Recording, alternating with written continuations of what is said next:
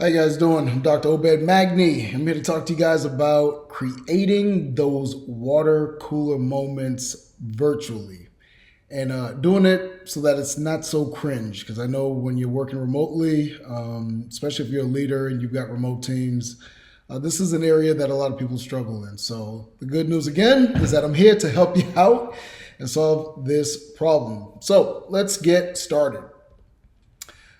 The problem with Zoom happy hours. How do you think your Zoom happy hours go with your team and or other teams? I had the pleasure of hosting a global conference a couple years ago back. Actually, this is during the pandemic.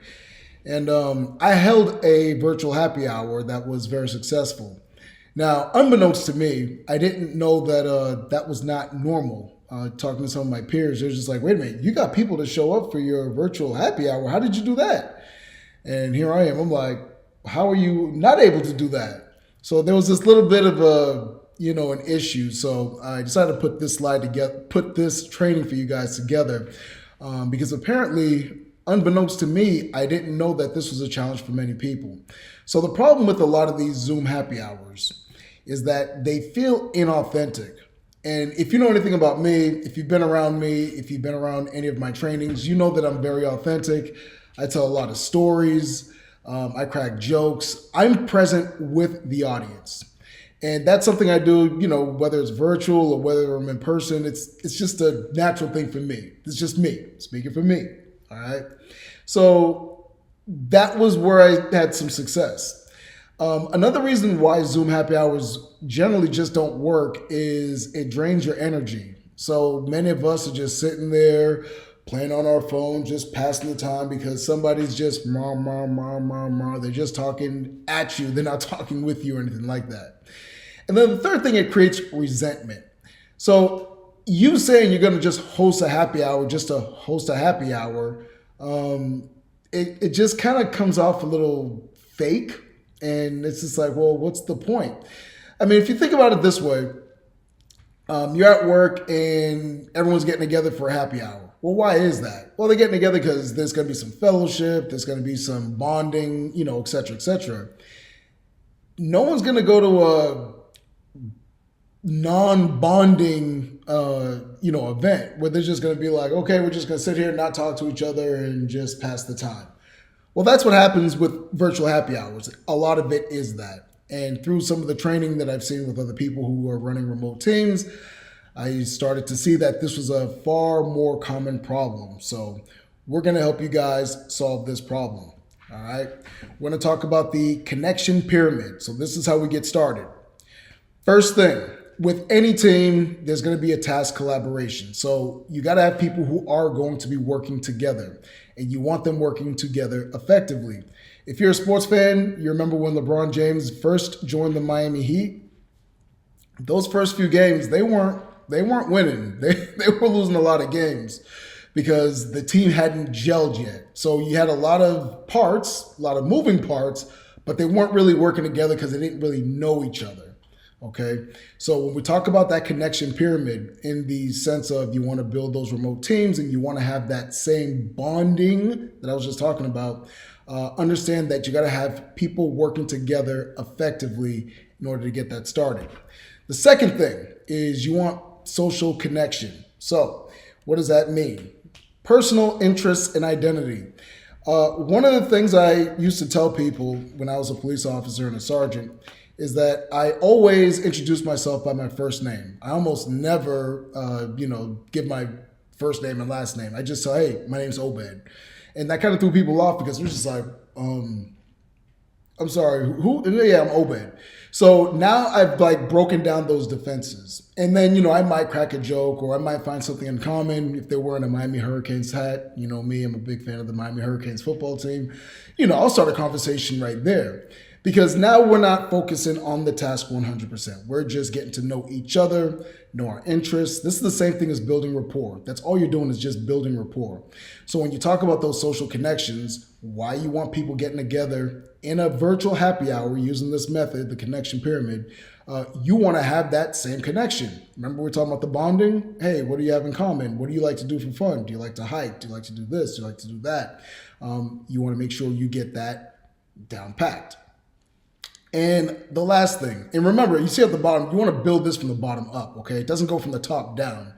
There's nothing wrong with being vulnerable at first, but remember, you want to have people at least familiar with other people by name and by face first, okay? The last thing you want to do is share challenges. This is the vulnerability part. So if you're looking to build that, that cohesion with your remote team. Sorry, I'm over here playing with my computer. It's just like turning over to the side for some reason. You got to remember that vulnerability is very, very important. People like authenticity. Remember in the previous slides where we talked about why people, have resentment towards those virtual happy hours and so on. It's because they don't come off as authentic. I'm about as authentic as they come. I love sharing about the mistakes I've made. I probably talk more about my failures than I have with my successes with a lot of my peers. But it's because of that vulnerability, people do feel safe enough to open up and, share their challenges that they're going through and so on.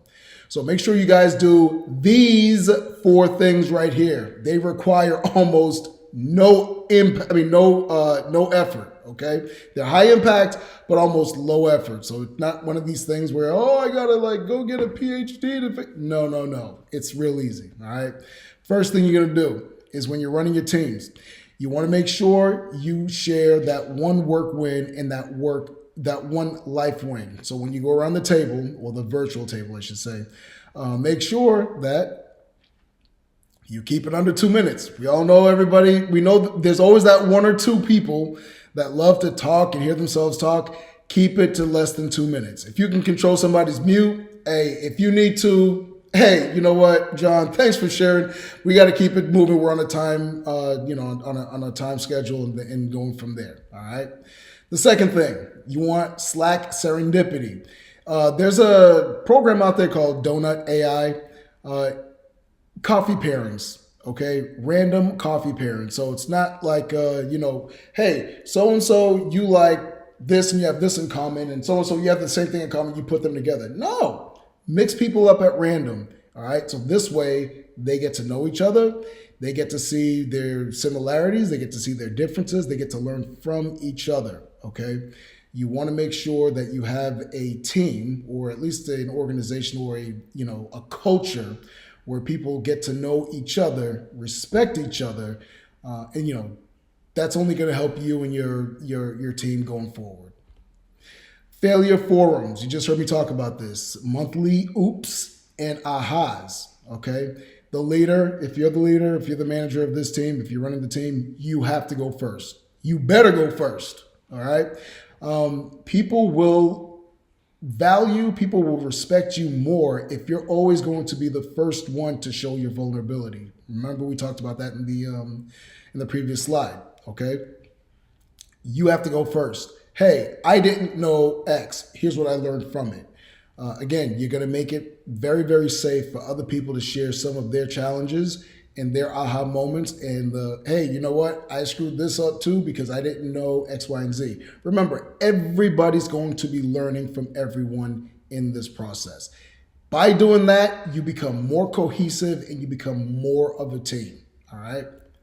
Again, like I said, all of this is low effort. This does not take a lot of effort. All right. Interest channels. So think of it like this. In some organizations, you have people within that organization, particularly, larger ones. Hey, there's a few of us who like gaming. We're going to be, we have our own little channel, or we have our own little group where we get together and talk about those things. Parent hacks, people who are into like parenting. Find whatever that is, or create those channels, okay, for your people. If you're leading a really, really large remote team, hey, you know what? Everything just can't be work. We've all heard the expression, all work, no play. Make sure you've got interest channels for the people on your team. So if there's somebody who, might be a little reluctant, shy, a little standoffish, or maybe they're introverted, if you have a channel that caters to them, they're more likely and will probably participate more and be more engaged within the organization because of that. So remember, you do these 4 things, you're well on your way to having a team that's going to be very, very cohesive. And remember the golden rule when it comes to all of this. Connection is opt-in, never obligatory. Do not force these connections on your people. Make sure it's an opt-in, because if they opt in, they're going to stay in and they're going to be engaged. If you force people and tell people you're going to do this and you're going to do that, then it's not going to work. All right. Thanks for coming to my YouTube channel and watching this episode. My name is Dr. Obed Magni. If you're somebody who's looking to accelerate in your career, trying to get into the C-suite, trying to be the best version of yourself, you've come to the right place. Make sure you please like, share, and subscribe. Make sure you share this with anyone who you feel can benefit from these videos. And until then, I will see you next time.